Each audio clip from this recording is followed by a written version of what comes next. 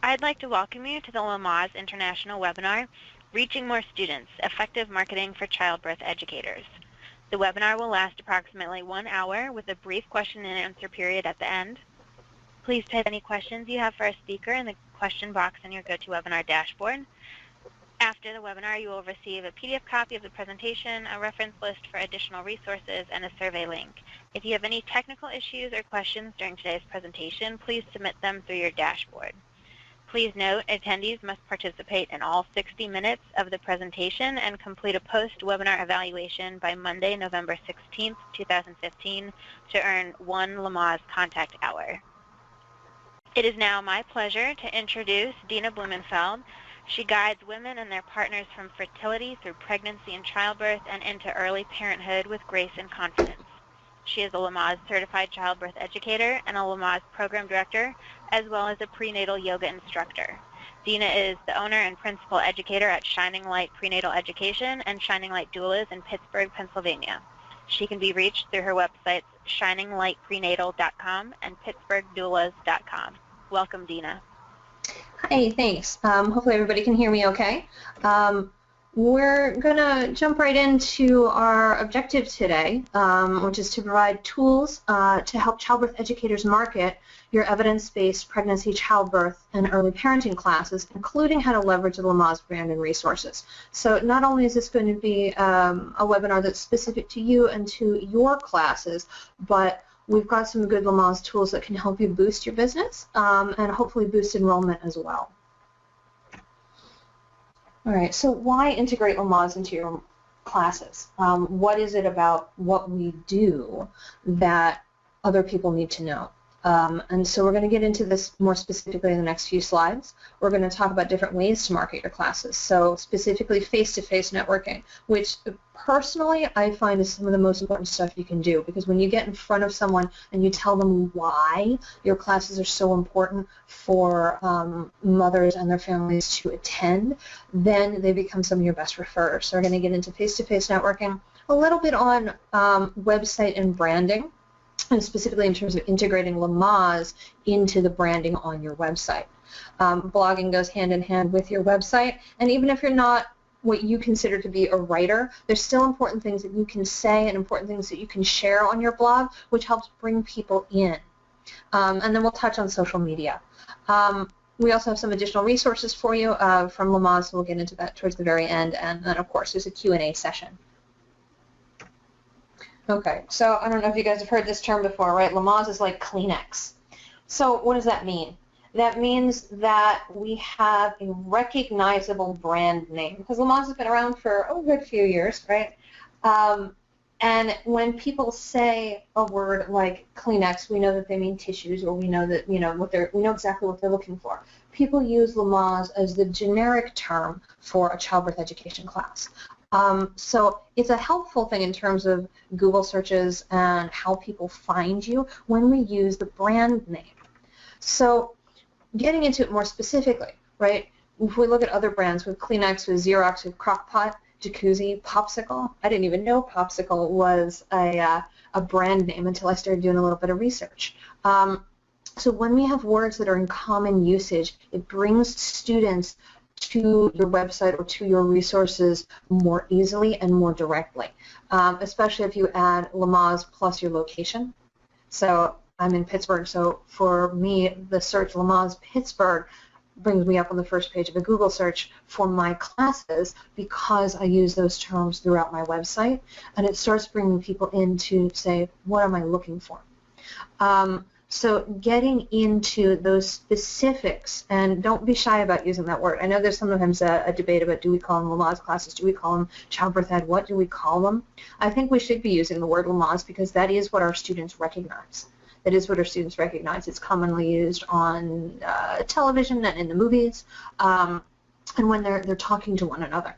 So that brand recognition is critical for bringing new parents into your classroom setting, as well as showing the value of what it is that we do.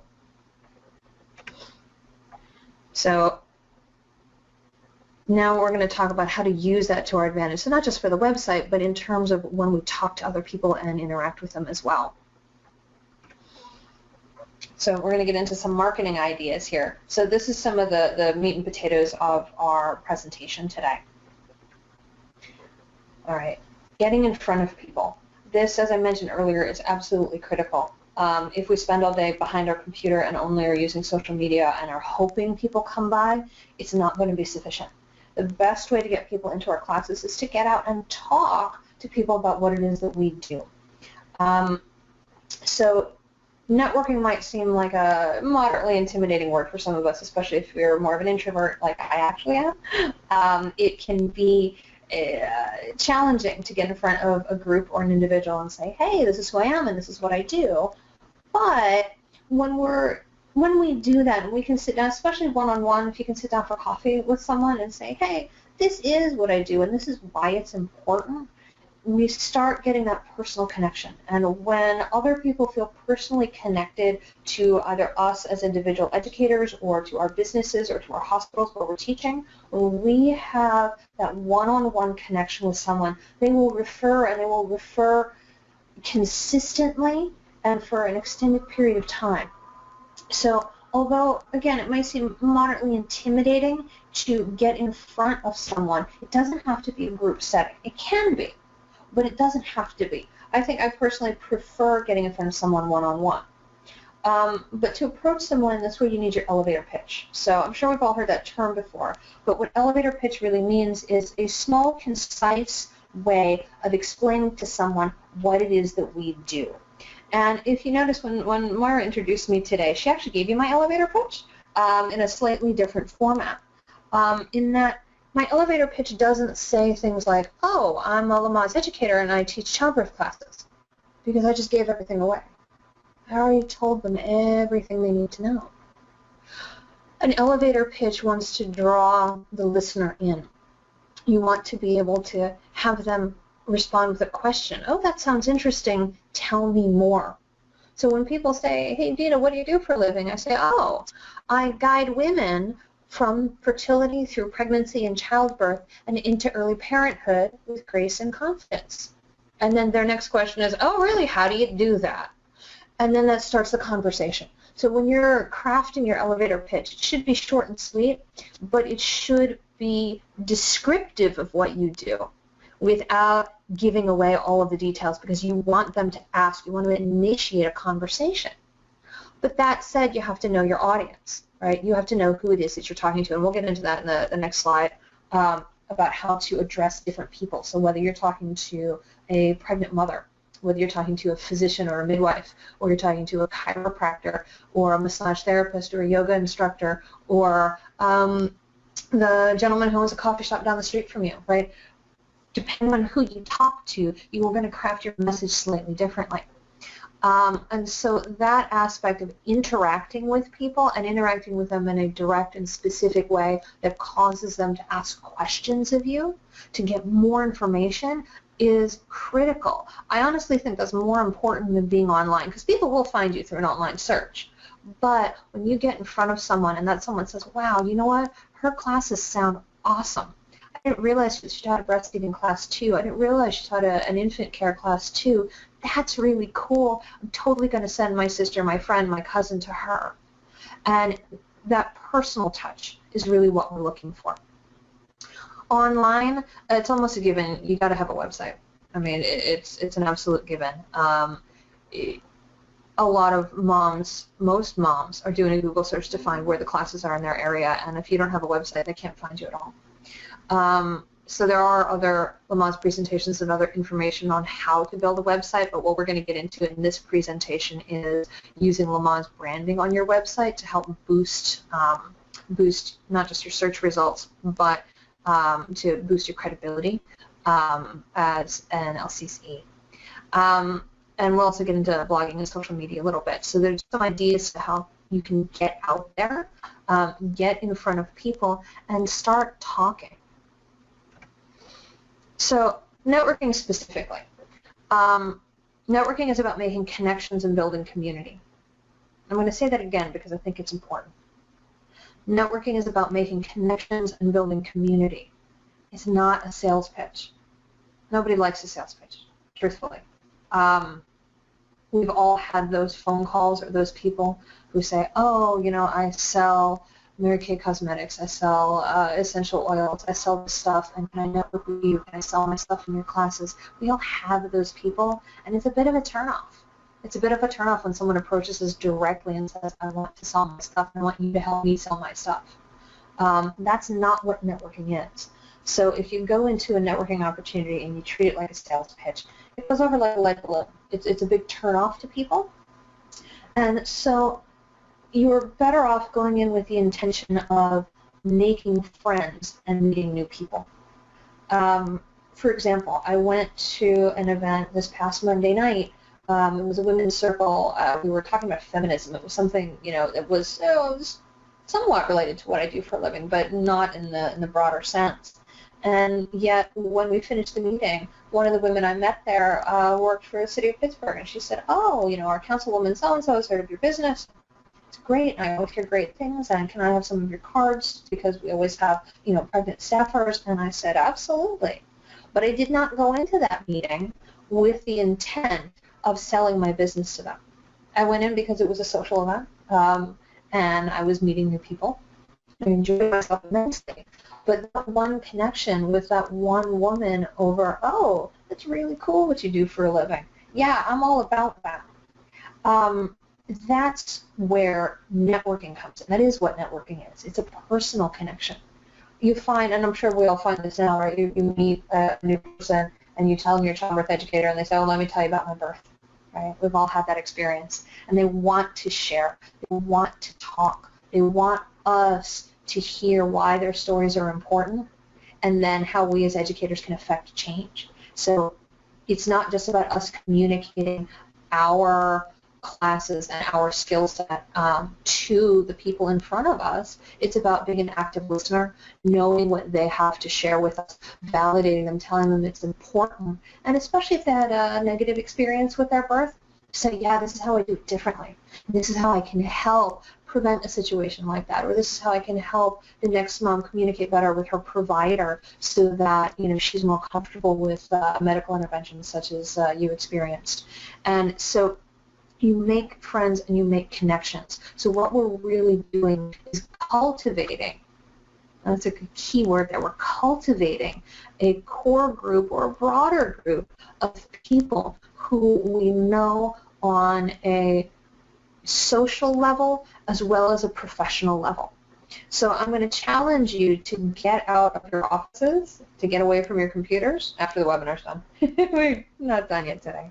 But I'm going to challenge you to get away from your computers, to get out of your offices, and to go meet new people. And even those people that you assume aren't going to necessarily be the most helpful referrers, you are going to likely be very surprised as to who your champion is going to be. Your champion is most likely to be a mom already who had an experience, either that was a very positive one with a childbirth class, whether it was your own or someone else's, and now she starts referring, or a mom who had a not so great birth experience that wants to make it better for the next mom. And you also have some, some providers and some other business type people in your community who are happy to refer to you. I had a networking meeting with a woman this week who she's a product to help with back pain, and so she and I met yesterday. We met and we were discussing how this might work with pregnant women and or how she might modify her product to make it a little bit better. And so, is she going to be directly referring to someone today? No, probably not. But down the road, is she? Absolutely. And same for me to her. So it's mutually beneficial when we meet other people. So that's the other aspect of networking. If this other person has a business, regardless of what it is, if this other person has a business, now you can say, oh yeah, you know what, your coffee shop was awesome. I'll totally tell my students to come here after class. Or, wow, you know what, yeah, this particular baby store seems to sell some good products and the staff is knowledgeable, so yeah, I'll be happy to cross-refer and send them back. So communication and networking go both ways, in that it's not just we're expecting them to refer to us, But if they have a service or something that's useful, that we refer to them, and it doesn't have to be our students. It could be our husbands or partners. It could be our friends. When we start building that community, we start generating what's called buzz. And that's the word that's worth Googling, right? What is buzz? Buzz is that talk, that chatter that people have about a product or service. So, for example, when I met that person who works for the city's office, she said, oh, a city councilwoman knows you. Wow, cool. That's buzz. I'd never met the city councilwoman before, but yet she knew of me, and she knew of me through buzz because other people were talking. And that's how networking starts to build over time. Now, this is a slow process. It's not something that you're going to meet a whole bunch of people tomorrow and then have students the next day. It takes time because they have to know people who are pregnant. They have to know people who need our classes and what we're offering, and then they start talking. So this is a growth period, and networking involves repeated conversations with them. So if you haven't seen someone in 6 months, you haven't seen someone in a year, it's time to buy them a cup of coffee again and just say, hey, let's touch base, right? Because it's out of sight, out of mind for some folks. So keep talking. Let's get back to that elevator speech now. Short and sweet, right? 1 sentence, 2 sentences. Build curiosity. This is what I said earlier about making a statement that causes them to ask a follow-up question. And then integrating Lamaze. So that is that keyword. So that goes back to Lamaze is like Kleenex, right? That's a word that they recognize. Even if they don't fully know what we do in our classrooms or how it applies to the person we're talking to directly, that's a word that they recognize. So when we can say, yeah, I'm a Lamaze educator, the next question is, oh, okay, what does that mean exactly? What do you do? Or they may say, oh, so you teach childbirth classes. Or they may say, usually with a snarky tone, oh, you teach that breathing stuff? And then you can get into what we actually teach, why we teach it, and you start giving them the bigger picture of what it is that we do, which is critical in terms of changing perceptions. I ran into it last night in my Lamaze class that I taught. It was our last class of the series. And at break time, one of my moms said, aren't you going to teach us any breathing? I said, I already did. And she said, what? And so I explained to her that, you know, sound is breath, and when we watch the movie with Everything Breathing, we saw all of this good stuff, but it's not addressed in the way we see it on TV. And so those perceptions are sometimes still out there with parents and with the general public. And so when we start with this elevator pitch of, hey, this is what I do, it starts the conversation, and it rebuilds the brand to show the people that we're in front of what it is that we really do and how our evidence-based teaching is helpful and how we work collaboratively with hospitals and with doctors and midwives, et cetera, et cetera. So it starts growing that conversation for the person that we're in front of. Okay, so this goes to tailoring our speech. This is another key point because we don't sell our classes to a physician or to a midwife in the same way we sell it to a student or the same way we sell it to a potential referrer. So, for example, if you're in front of a physician, you don't want to tell them what the benefits are to the mother of taking your class because that doesn't have any impact on the physician. That's one of the cardinal mistakes we make is that we go into a provider's office and we start telling them all of the great stuff that parents can learn in our Lamaze classes. But it's not about parents in this case. It's about the doctor we're standing in front of. The doctor wants to know how is it going to help him or how is it going to help her? How does it help his patient relationships? How does it help make his job easier? So we have to tailor it to who we are speaking to. And so when we're talking to a physician, we might address the fact that, yeah, we know your appointments are short with these moms and that you see a lot of people and that you're busy. And, you know, that's cool. It's awesome that you see so many people and that you have such great expertise. And I know moms, especially first-time moms, have a whole slew of questions, and it can get kind of repetitive for you. My job as an educator is to help answer a lot of those questions.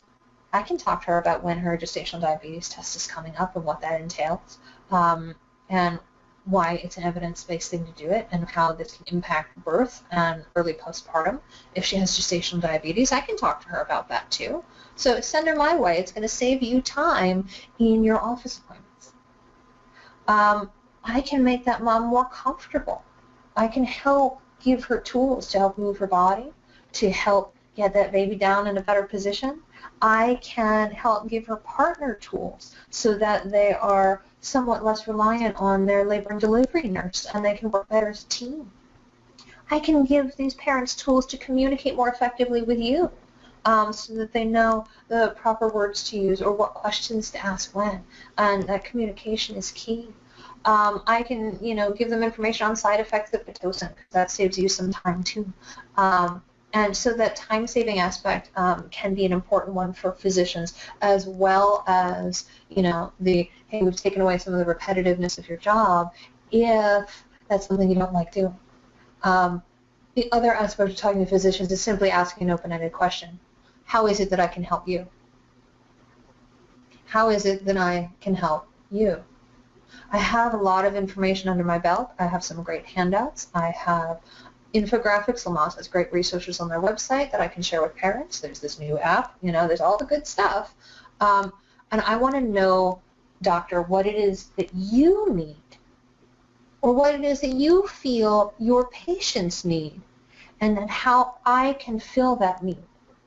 So that's the opposite side of this coin, right? One side is, hey, this is what I can do for you and how I can make your job easier. But the other side is to ask that open-ended question. And sometimes it just depends on the individual you're in front of. But to say, hey, how can I help you? What is it that I can do to make your life easier? Inevitably, there's going to be something, or maybe multiple somethings. And now we start developing a relationship with that provider. So rather than going in and saying, hey, Dr. So-and-so, I want you to refer your students to me because I have awesome classes. That's not going to go over too well. I want to help you. I want to help you have a better relationship with your patients. What is it that you need from me? Because these are the things that I can provide. And by initiating conversation, remember, this is still networking. We're initiating conversation with this doctor, or maybe a midwife, or maybe she's a nurse manager for an L&D unit, right?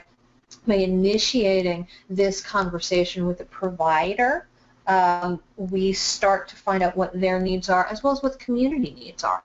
So that's another important aspect. Maybe this physician is working with a community in poverty, in which case they have some more specific needs than if they're working with an upper middle class population, right? So how do we address the needs of that population and to see are our classes meeting the needs? So that helps us tailor our classes better as well, in that if the physicians we're talking to are working with a specific group, and we're targeting another group, and maybe we need to either be speaking to a different physician who is working with our group of people, or we need to edit how we're teaching or what we're teaching or what format we're teaching it in to better serve this population, or we offer separate class or something different. So it helps us better do our jobs when we start conversations with physicians. And food is always good, by the way. I'm a big fan of bribery. And I mean by bringing cookies or coffee or, bagels or whatever it is. Bring a little something to show your appreciation for their time. Hey, thanks for sitting down with me. I'm really glad you took the time. Let's dig in and keep it short and sweet and let them do a fair amount of the talking. Now, when we talk to potential students, that's a different story, right? It's a different audience. So what are the benefits of Lamaze for the parents? So what do they get out of it? This is stuff hopefully you guys all know pretty well, right? We have effective communication, evidence-based practices, and all the comfort techniques, partner support, right? All of the good stuff, our 6 healthy birth practices, right? What are the benefits of Lamaze for the parents? So it's not necessarily why you want to take my class, but what is it about Lamaze specifically that these parents need to know? Your 6 healthy birth practices are always a good start, but what is it that they're afraid of? So again, ask them open-ended questions. What do you want to know? What is it that you're worried about? What is it that I can help you with? And then you can say, oh yeah, on week 3 in my class, we totally go over all that stuff. Absolutely. Oh yeah, you want to know how dad can help you out? Oh, I'm so cool with that. Look, let me show you this little technique here in the coffee shop. about how dad can do this, and now all of a sudden, because you've given her a teaser, she's coming into your class. Referrers, we talked about a good bit, right? That's that coffee shop owner, or the chiropractor, or the massage therapist, or the yoga instructor, right? Those are those people who aren't directly involved with pregnant women necessarily, but that do interact with a wide range of people. And those are often sometimes your best people to talk to. Your best people to talk to, because you help them, they help you. You scratch your back, I scratch, you know.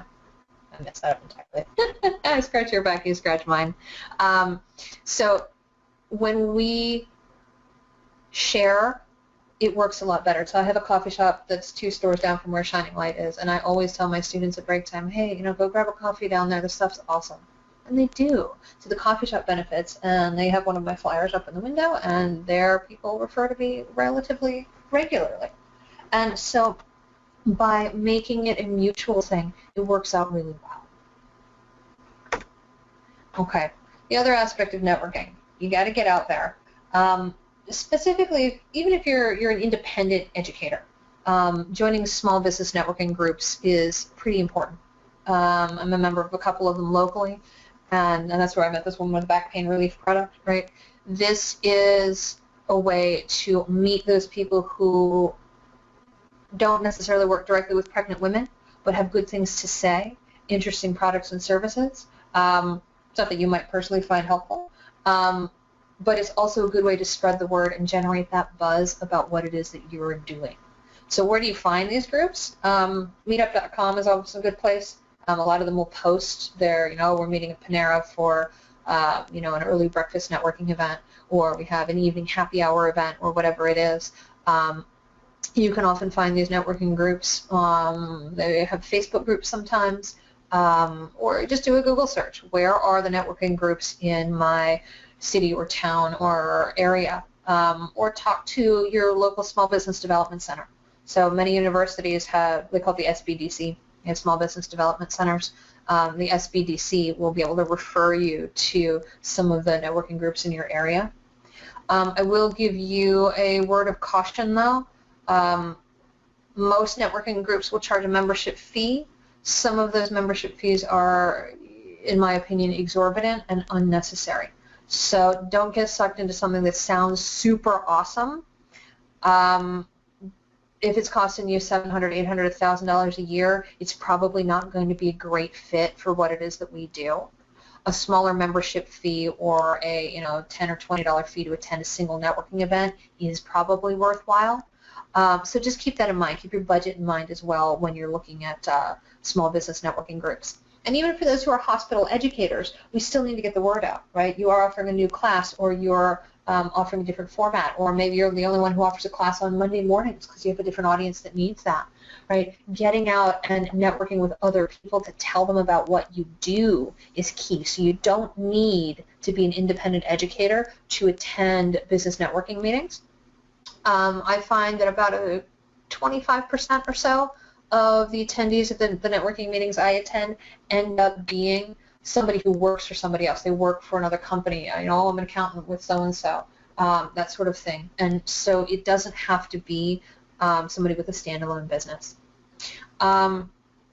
We've talked about this already, right? Directly contact those in your broader circles. So chiropractors, acupuncturists, massage therapists, prenatal yoga instructors, etc. They all work with pregnant women, just in a very different capacity. And those folks are often very happy to refer to you. Whereas sometimes physicians are a little wishy-washy about it. Okay, sure, great, if somebody asks.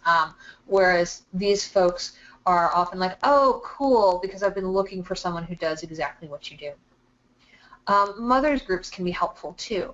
So even though these are women who've already had their babies, they're likely to have a second baby down the road, and they know other pregnant women. So this is a way to get your face out in front of them, to talk to them, and then to have them refer to you for their friends. Because remember, it's a personal connection.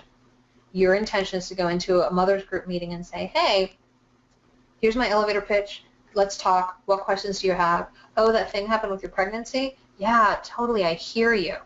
I hear you. And when they know that they're heard, then they refer their friends. And so it starts building that buzz, and it builds your reputation in the community. And that's really what we're looking at, is boosting our reputation in the community. And the only way to do that is really grassroots. You have to get out of your office and you have to go do it. And of course, you know, there's going to be other opportunities for you. Everybody's community is going to be a little bit different. So start talking to people. What's out there? You go to one networking meeting, ask, hey, are there other networking meetings? Are there other people I should be talking to? And so you know, put your thinking hats on and see what else you can find out there. All right, so this is an important one. Building relationships with hospitals and providers. Schedule a hospital tour. Now, I'm an independent educator, and I actually just took hospital tours of 2 of our big hospitals 2 weeks ago with some of my doulas, and it was wonderful. It was a separate hospital tour than the parents took.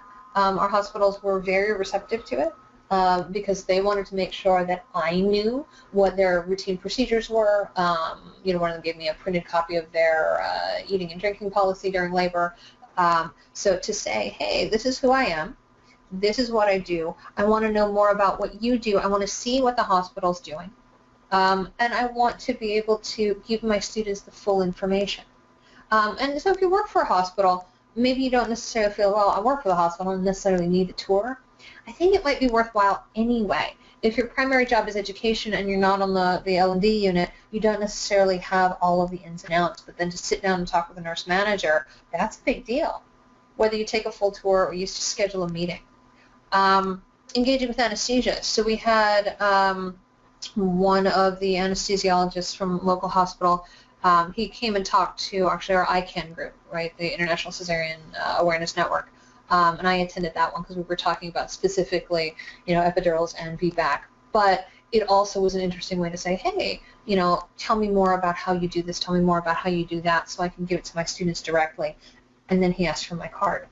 And so is he going to refer? Maybe, maybe not, but he knows who I am, and that's an important aspect of it. Meet with maternal fetal medicine. Again, these are your high-risk folks, and many of your moms are going to be seeing maternal fetal medicine, and they have different needs. So talk to them and see how you can best help. The Joint Commission, why did that cut off the picture? The Joint Commission just put out their new perinatal core measures. In the additional resources, there's going to be a link for that. I'm going to encourage you to take a look at it because the hospitals are, you know, working on some new standards for that, and that's something that we can assist them with when we educate our students. So do take a look at the link towards the end of it. And I always say bring cookies, right? Hospitality is key. It's like if you invite someone into your home, you bring someone into your house, you always say, hey, can I get you something to drink? And, you know, by the way, here's a little hors d'oeuvre or a snack. It's polite. And so do it when you're going into somebody else's home, effectively the hospital, right? When you're going into someone else's home, bring the cookies too. It makes a big difference in terms of how you're perceived. And then there's a little link on the side here about developing relationships. So there's a Lamaze tip sheet there that you can find on the website. All right, speaking of websites, your copy should reflect your brand. So let me define copy for you. Copy is what your website looks like. It's the words that you use and the pictures that you use. How does it look?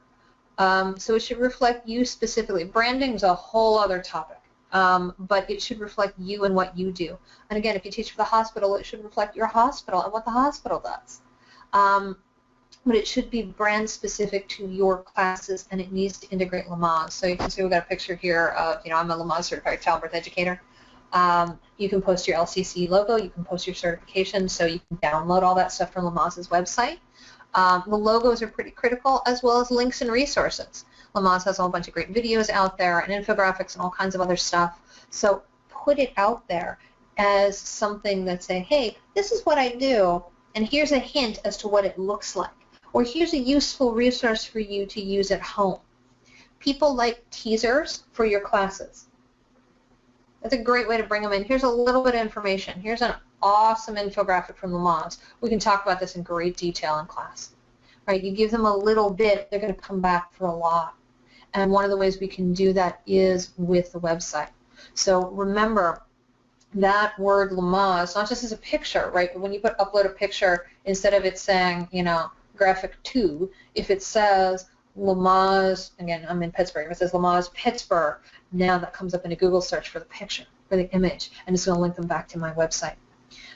So when we are using that keyword, Lamaze, specifically Lamaze plus location, now we're starting to add things. We use the visuals of the Lamaze logo and other things, videos that you might find on YouTube, on Lamaze's YouTube channel. You know, all of these things can be integrated into your website. And it's, I'll be frank with you, it's less work you have to do because the stuff's already out there. You don't have to create anything. You can use what's already there. You're either linking to it or you're putting it up there for people to see. Our last bullet point here is that your images should be brand reflective and professional. That one makes me take a deep breath because I've seen some very graphic birth photos, which on one hand I think are beautiful, but can be a turnoff to some parents because that's not what they're looking for. So the images should reflect the client base that you work with. If you work predominantly with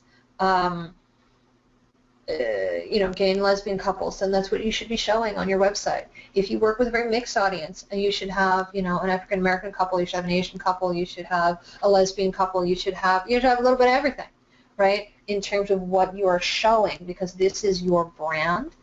And please don't steal images. I shouldn't have to say that out loud, but it's done, and it's done a lot. Images are copyright protected, so if it's up on somebody else's website, it's theirs, not yours. Either ask your students for permission to use images from them. If you have images that you have permission to use, that's great. Or there's images that are available in the public domain that you can use as well. But don't just say that's an awesome image, I'm going to use it, because that's really not cool. We've got some ethical issues with that. Same with any other text or anything that you are considering using. Lamaze's stuff you can use with attribution, of course. Link it back to Lamaze's website, because that's good in terms of driving all of the traffic everywhere, which is what we want. So think professional when you're looking at your website, and if you have doubt about it, don't put it up. And then again, there's more links on the side here for some graphics and some tip sheets for starting a website. Okay, credibility and boosting SEO. SEO is search engine optimization. That's how do people find you. So if you search Lamaze Pittsburgh and your website comes up 22nd on the list, nobody finds you. Right? We need to be kind of top page on Google for what we do. So we need to write quality content, and blogging is one of the best ways to do that. So your blogs can be short and sweet. It can be 3 paragraphs on something that you found was important. But write about it and use those keywords. Use the keyword Lamaze, use the keyword childbirth or pregnancy or childbirth education. We think LCCE is going to be a good one, but that's only good if it's you and me, because your students don't know that acronym, right? We need to use the branding as it's effective as the parents are searching for it. What do your parents look for? What are the words that they want? And that's what we talk about. And then you share those posts, because you can't just write it. Because if you write it and don't share it, nobody's going to find it. You share it via your newsletter or the hospital newsletter. You share it via your social media. So you share it on Facebook and on Twitter, and if you have a LinkedIn account, or you put a graphic with that blog and you pin it on Pinterest, you put it out there, and not just once. The nice thing about blog content is it lives out there in the internet universe forever. So you can share it and reshare it. Share it and reshare it. You don't always have to be writing new stuff. You write a couple of awesome posts, and then once or twice a month you share those awesome posts because it's a new audience for you, depending on time of day and who's pregnant when, et cetera, et cetera. Guest blogging. That's a pretty important one too. So there's different ways to guest blog. If you're thinking about boosting class enrollment, guest blog on local blogs. So if we have a Pittsburgh Moms blog here, in which case I guest blog for them. Or they quote me as an expert and link back to my website, right? That's local because that helps boost my class attendance. Nationally, it's an indirect benefit. So if you're writing for Parents Magazine, which would be super awesome, right? If you're writing for Parents Magazine, now that's national recognition. Is that going to directly help boost your class enrollment? Maybe. You can say on your website, hey, I wrote an article for parents, or I was quoted an article for parents. That's cool, right? And parents think that's a big deal. It boosts the name of Lamaze. It boosts our branding to say, I'm a Lamaze educator, and here's something I gave to a national website. But it's an indirect benefit in terms of boosting student numbers. Local blogs or local articles, that's how we boost our class numbers directly. Don't be shy about writing. You don't have to be a great writer. I wasn't a great writer when I started, but the more you write, the better you get. And I have a second pair of eyes on it. My husband always looks at my stuff to make sure it's grammatically correct because you don't always see it yourself. Okay. Social media. And this is a whole topic all by itself. And every conference there's at least 1 or 2 social media sessions because this is such a big deal. If you're new to social media or you're new-ish to social media, don't get yourself stressed out about it. Start with 1 or 2 sites. You don't have to be everywhere all the time. If you're most comfortable with Facebook, then that's what you should use. If you're most comfortable with Twitter, then that's what you should use. If you have no idea how to say it in 140 characters, then pick a different venue. If you're more graphic-oriented and picture-oriented, then Pinterest might be a better way to share your information, share Lamaze's information with potential students. Post relevant information. So we don't want to be posting, funny cat videos. But at the same time, you can post a picture of, I saw one recently, it was a little video of a baby giggling when mom flipped her hair and did something funny. That one got almost 1,500 hits on my Facebook page because it's a funny video and it's baby related. So find something that's relevant. That's a fun one. But then there's also things about, we can share our science and sensibility. We can share giving birth with confidence. We can share a number of other parenting things. I shared one on car seat safety recently. So we share these things because it's important to parents. We don't have to write them ourselves, but we do need to share them, and that boosts engagement with our social media. And post and comment on other relevant social media sites. And if you're like me, you have your personal Facebook page and your professional Facebook page, post as your professional self because that's what brings people in, not as your personal self. And say, hey, this is what I do. Oh, I had a comment about that. That was a great article. Or, oh, I had a question about this, right? It starts engaging them. It's that conversation. It's a sub-bullet point here. Don't spam them with advertising. Don't go to somebody else's site. Don't go to the local, nursing bra store and post, hey, I got classes coming up, because that's kind of tacky. You can ask the nursing bra store owner, hey, can you post this for me, or are you willing to do it? And if she is, that's awesome because it's coming from her. But don't post it yourself because that's a big turnoff in online communities. It's better just to engage and to ask questions or answer questions that are posted on other people's sites. There's more about social media in Lamaze's free guide, and there's a link there. And Lamaze has all kinds of good social media graphics. I've used them in the past and have gotten really good results with number of views and people interacting with the Lamaze graphic to my website as well. So that's been, I found personally to be a very helpful thing. And again, it's content you don't have to create. You're just sharing what's already out there. Okay, into some of the additional resources. On Lamaze's website, Lamaze has a brand communications guide. I've read through it in prep for this webinar, and it's actually some really good stuff.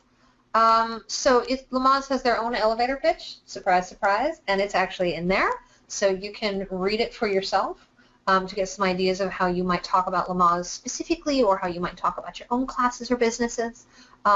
It gives some kind of talking points when you are interacting with your networking contacts. Remember, that could be the coffee shop owner, it could be an obstetrician, or it could be a new mom, right? It gives you some talking points there, and it's got some frequently asked questions about Lamaze and how you can best answer them, so that way we're all consistent in the answers that we're giving. Because that's a key in terms of branding as well, is that if somebody asks me a question about Lamaze breathing, that I answer them in the same way that you are answering them. That way we are having a correct and accurate perception of our brand, because Lamaze is our brand. That is what we do. So do take an in-depth look at that when we're done with the webinar today.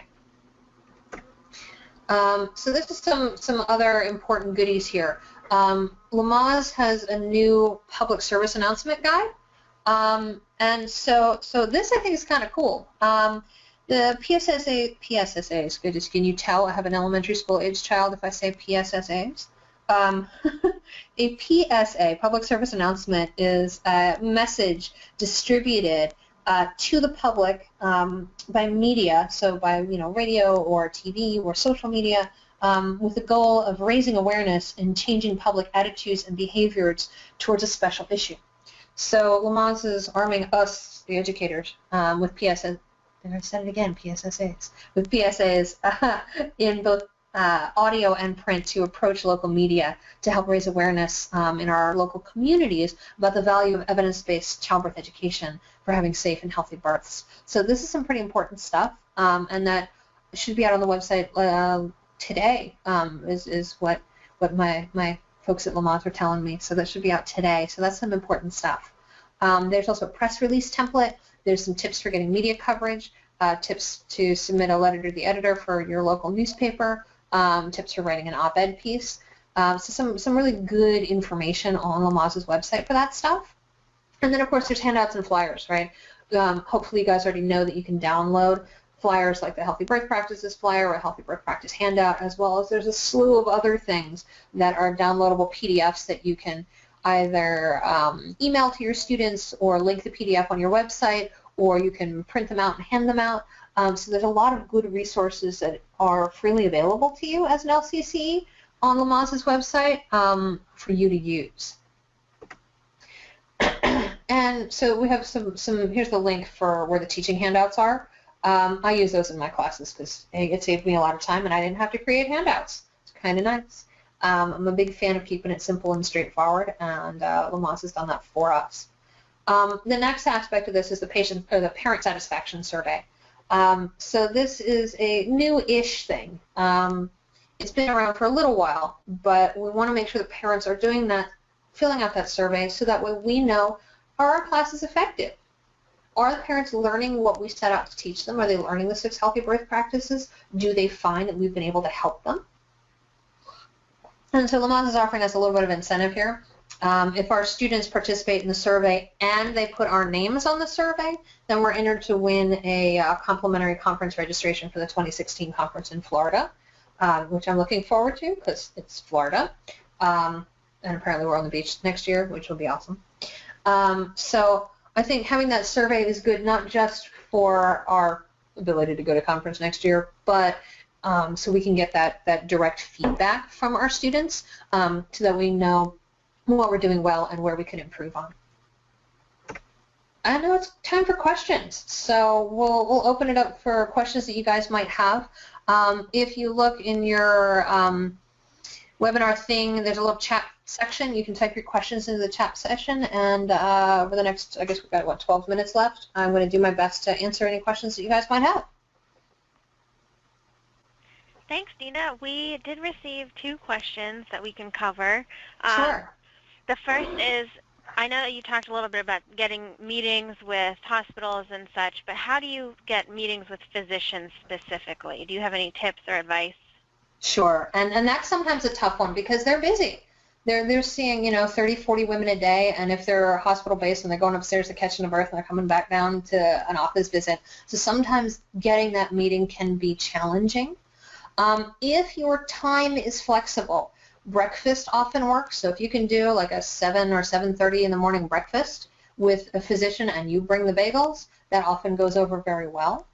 I find that sometimes it's more about approaching the office staff and say, hey, office manager, I'd love to get together with 1 or 2 of your physicians. I have some questions I want to ask. I want to use their expertise. So forgive the term, but you almost have to play to their ego, to the doctor's ego, and say, hey, you guys are so cool and you know so much stuff. I need to learn from you. That aspect of I need to learn from you often gets you in front of them, and then you share information back and forth about what you know. So it's more of the approach of I want to know how you practice so that when my students are your patients, that I can help them better communicate with you and better understand how to work directly with you.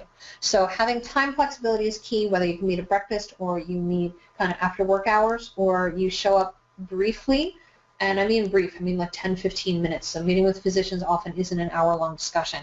It's short and sweet. Bring your business cards and flyers with you. Come prepared with what you're going to say, and always, always, always bring snacks. You know, it doesn't matter if you stopped and got a bag of Oreos, because Oreos go over really well. But get in front of the office manager first, and she's often the one who is going to lead you into the direct conversation with that physician. The other way I find to get in front of physicians is if you have a student who says, oh my God, Dr. So-and-so is super awesome, I love her. Say, oh, cool, can you hand my business card to Dr. So-and-so and tell Dr. So-and-so I'd love to meet with them? That often gets you in the door because there's your personal connection. And your students who love Dr. So-and-so are going to be all about that. Yeah, sure, totally, I'll get you in front of Dr. So-and-so. And it works like a charm. All right, here we go. Could you address the increasing interest of parents wanting to take classes online instead of in a brick-and-mortar building? Mm-hmm. My potential students often ask me about this because they don't have the means to get to classes. Her future clients are the underserved. Yeah, that's a really good question. And there are absolutely ways, especially if you're even a moderately tech-savvy person, there's ways to do classes online. I will say from personal experience, it's not my ideal to teach an online class, but I have done it in the past, and I continue to do it because I think we need to reach different groups of moms. So, for example, Skype is free, so it's free for you to use, it's free for your clients to use. And when I do a childbirth class via Skype, I charge less because they don't get any hands-on. Right? I can't show Dad how to do counter pressure because I'm not physically in the room with them. And so I do charge less for my Skype sessions. And, you know, it can be just that one couple in a Skype session, or it could be, you know, them and a couple of friends, and I charge the same amount of money because I'm doing the same amount of work. And I can do a Skype session from my house. I mean, the joy of online, I'm sitting in my kitchen right now talking to you guys. So this is the joy of working online is you can be anywhere and communicate with them. So Skype is a good tool. And if you're working, so you're working with an underprivileged population and they might not have internet access at home, but they do at the library. They have internet access, or you may be able to partner with other organizations who serve that population, and then you can do a Skype class for the organization so they can, you know, put you up on a screen in front of these students. And so you really have to think of what is it that I can teach them that they're still going to get the most benefit, but understand that you have certain limitations in terms of the hands-on things you can do with an online class. And you can, you know, you can create a PowerPoint just like we're doing here, right? You can create a PowerPoint and you can use that, or it can just be you and them talking, which is usually how my Skype sessions are. I sit down and I'm a talking head and we interact that way. But I do show them. I get out my pelvis and my baby and my placenta and I do show them and I do demo things and I adjust the webcam and I get on the floor and I show them my hands and knees postures. So it can actually be very interactive. So to be able to provide them the free tool, I don't mean your class should be free. Because I think we always need to charge for our services, and whether you're charging an organization or you're charging, you know, a smaller amount because it's an online class to that client, there are ways to build that access. But I think we need to make sure that our students or the organizations that we're working with understand that although online learning is helpful, and it's definitely better than no class at all, it is less ideal than an in-person face-to-face class. So it is, as an educator, I personally find it a little bit challenging to teach online classes like that, unless it's a very specific topic. So if it's, you know, someone wants to know about VBAC, that's one that goes over very well with an online class. Or if someone is having twins, they want to know what are the differences in birth with multiples versus a singleton. You know, so some of the specialty classes are often done very well online, but you can absolutely do either one-on-one or a group Skype class with a client in front of you, for sure. Great, thank you. Mm-hmm. How many classes and what is your typical length of classes that you do? This attendee is finding it's difficult to get people ages 26 to 32 to commit to even 2 classes. Mm-hmm. Yeah, and that, you know, that's tough sometimes. But what I find with my business is that when I when I set a class and I stick to it, they come anyway. And so they don't want to commit because they think, well, I could just read a book, or I could just watch a video, or I can talk to my friends. I can get something short and sweet. But the reality is, no, they really do need 12 hours, sometimes more. So one of the things that I do, I have, now you can go on Shining Light site and see my class schedule, but I have 2 formats that I offer personally. I offer 2 long Saturday afternoons, so it's 1 to 6 p.m., 2 weekends in a row, or 2 Saturdays in a row, and then I offer a Wednesday series that's 6 to 9, so I do 3 hours on a Wednesday for 4 weeks in a row. Some months it's the Saturday series that fills up, other months it's the Wednesday series that fills up, and my reporting over the last 4 years is completely inconsistent as far as why. I think that some of it in terms of getting the students into your classroom is not about the length of time that you're offering the class for, because that's got to be you. What is your curriculum? What do you feel is important for them to know?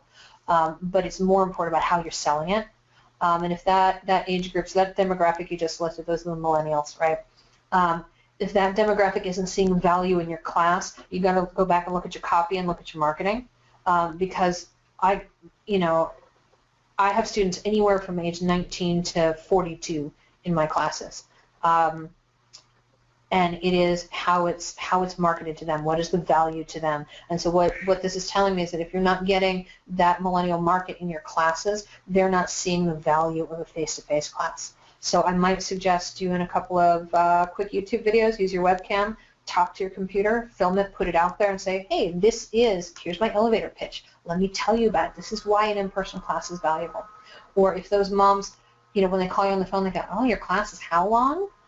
Tell them why. What is it about a 12-hour class that's important to them? And, you can do shorter classes. There's nothing wrong with doing a shorter class, but they have to have the understanding that they're not getting everything. So if you do a comfort measures only class, tell them we're not going to talk about induction, we're not going to talk about epidurals, we're not going to talk about pitocin, we're not going to talk about anything other than hands-on comfort techniques. And oh, by the way, it's insufficient for you to be prepared if this is the only one you take. And so you can use a class like that as a leader into a more complete class, or you can use other classes like an early pregnancy class.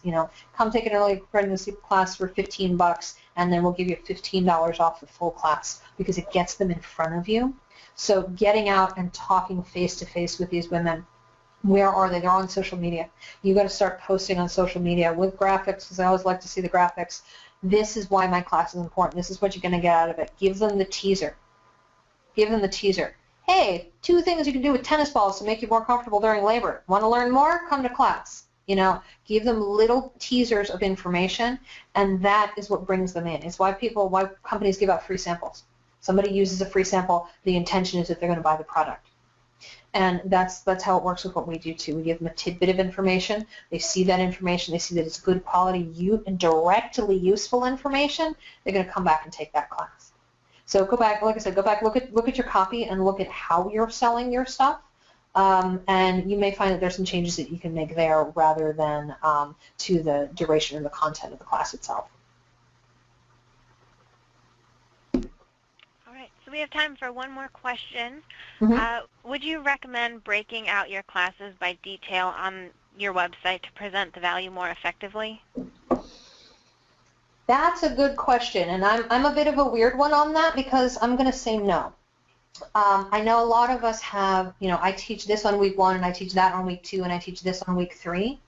My classes personally are much more fluid, so I work from a checklist instead of a syllabus. And so, for example, most classes I teach, I talk about delayed cord clamping, in the first class. It's just something that comes up generally in the first class, but the last series I taught didn't come up till the middle of the last class in the series. So I always teach the same things, but I don't always teach them in the same order. So I do think that it's helpful to have a topic list as far as we do cover these groups of things, but not necessarily what order or what day. One of the other reasons for that is if you have someone who's, say, deathly afraid of C-section, and she believes that learning about C-section is going to cause her to have one, and yes, there are those mothers out there, that she's going to skip that week that she knows you're talking about C-section. So put C-section as a topic. We will discuss that. But if you don't say specifically we'll discuss C-section on week 4, then you're going to have her for that discussion that she needs to hear, whether she wants to hear it or not. And so, yes, I think you should put out a topic list. No, I don't think you should break it out by week as far as what you're covering, because that can change also if you need a sub for your class or if the class got on a different subject because it was important to that particular group. So it gives you a little more flexibility in terms of how you tailor your classes, as well as accurately being able to, excuse me, meet what you say you're going to do. Great. Well, thank you, Dina, so much for sharing your vast amount of knowledge. To the attendees, thank you for joining us today. If you submitted a question that was not answered during the live portion of this webinar, I will be sharing them with Dina and asking her to respond, and then I'll share those responses with you. Please keep an eye out for the follow-up email with your resource handout and a survey link. If you are seeking contact hours for this webinar, remember you must complete the post-webinar evaluation by Monday, November 16th, 2015. Up here on the screen, we have some upcoming webinars with some more exciting information for childbirth educators. As always, if you have any questions, please do not hesitate to reach out to Lamaze International. Thank you so much and have a great rest of your day.